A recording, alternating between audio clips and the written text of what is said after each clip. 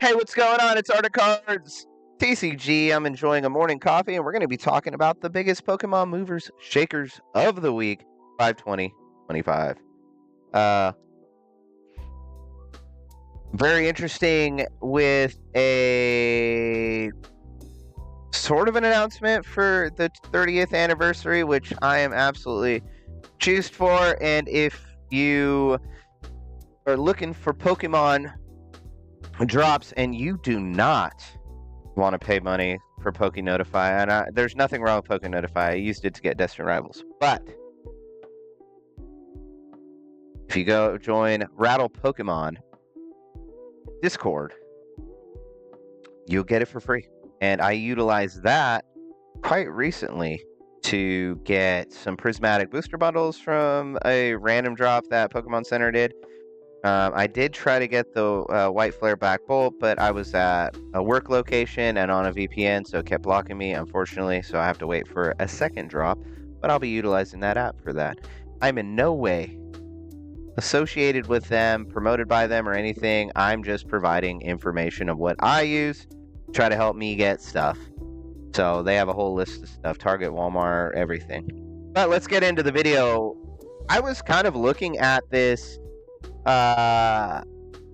deciding whether or not I wanted to make a video on it because it was interesting, the cards that are on here with a very recent announcement with the 30-year. We're seeing some interesting stuff in the XY era jump up. So for instance, this Charizard right here, which is up currently up at 96.14. This XY Black Star promo in relation to the XY era of the 20th anniversary and things like that. So very interesting that these are jumping up with a very minimal announcement that we had that the 30 years coming out next year, as if we didn't already know. It's 2026.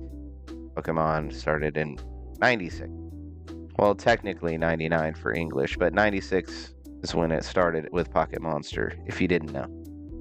I absolutely love this artwork, and I think it's very cool. You'll notice 3 of the cards on here are promos from the XY era: Charizard, Blastoise, and Venusaur. But you look at the Charizard, we got a Flareon and a Magmar up there. Very cool card. Interestingly enough, not the most expensive out of these promos. And we'll get to the other ones, but I think it's Blastoise. So it's steady gains here. Probably a good card to get. Anything that's going to be 20th anniversary related, you'll probably see booming here right now. It'll probably cool off until the actual 30-year gets released, but that's just kind of how the market goes. If we scroll down, we got the Blastoise here. We got Vaporeon and Gyarados in there on this promo. Arguably, that's probably why it's more popular, even though it's not a Charizard. The artwork's just a little cooler, a little more vibrant, you can see, versus if you look at the Charizard, it's just a whole lot of red. This has a whole lot of blue, but you have some contrasting colors in there as well. 132, 133 was a high. It kind of did a few dollar drop, and then now it's back up to 132 in the 3-month. 1 year ago, you can get this card for $53, so it's come up quite a bit. It is my favorite artwork out of the 3, and I may or may not purchase it at this price. We'll see. Or maybe I'll watch the market a little bit. Then we got the Venusaur, which is another really cool art. You have the Vileplume and the Scyther for $116, more expensive than the Charizard. Again, very, very weird, but I think it's because the colors are it's just a better combination of colors, where it's just red. So 3-month, you've seen this kind of take a ride from the 80s up to 116. And then from a year ago, it's definitely just been on a tailspin right up into the clouds. We have Shaman EX. Very interesting that this card's seeing a bump. Very affordable as well. Roaring Skies. It's not really it's not a full art. It's kind of just a regular card.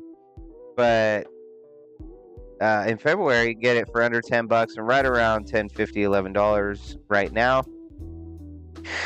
Not probably one that I'm going to get just because I'm not a big Shaman fan, and it's kind of just a regular EX from the XY era, so not really my favorite there. I do like this tag team. I had this in Japanese.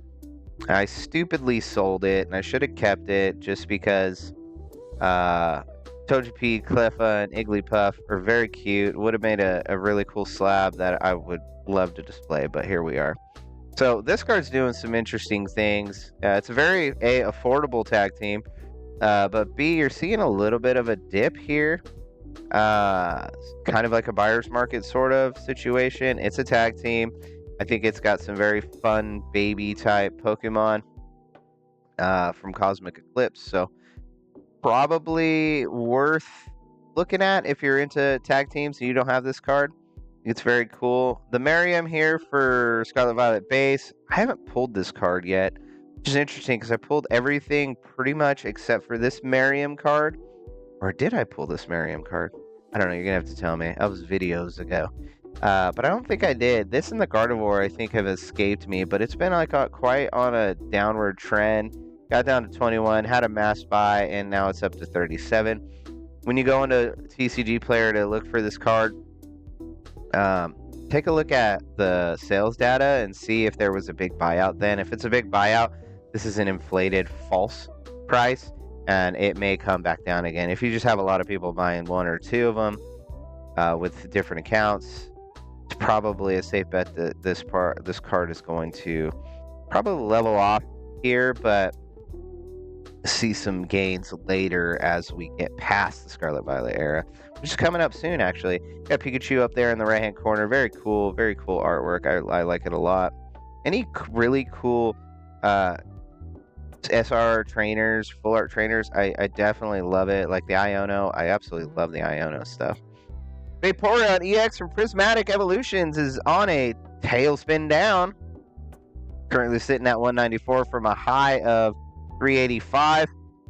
I have this in Japanese in a Gem Mint 10. I wish I can get it in a English because I like to, if I can get one, I want to get the other, but I am absolutely not paying $294 for this card.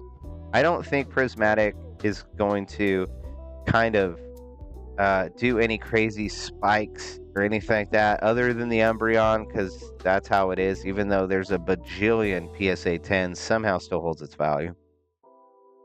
I mean, unless you can get this on a trade or get it in a deal, it's not something that I recommend getting, and I'm not going to buy it myself. Just if I pull it, I pull it. Great, but I just don't see these things, you know, from an investment strategy being wildly crazy. I don't know. Again, I'm not telling you what to do.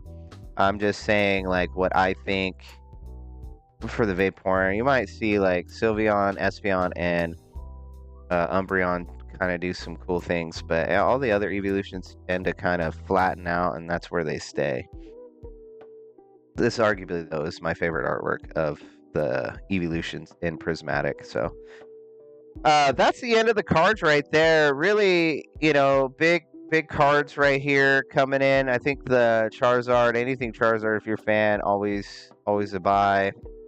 Blastoise is such a cool card right there. If it comes down a little bit, I'll probably buy it. If it's kind of on a trajectory up, but the market does this, so I'm gonna keep my eye on it. Venusaur, I like Venusaur a lot. Maybe I'll get this one too, because the Vileplume up there is pretty cool. Swinging off of Venusaur. But that's gonna do it for this video for the biggest movers and shakers of the week. Very interesting. Can't wait to see what next week looks like. Look out for that video coming soon. Destined Rivals next week. Got a whole bunch of cool stuff coming out next week to look forward to. I'm Art of Cards TCG. Like, subscribe, and as always, I will see you on the next one.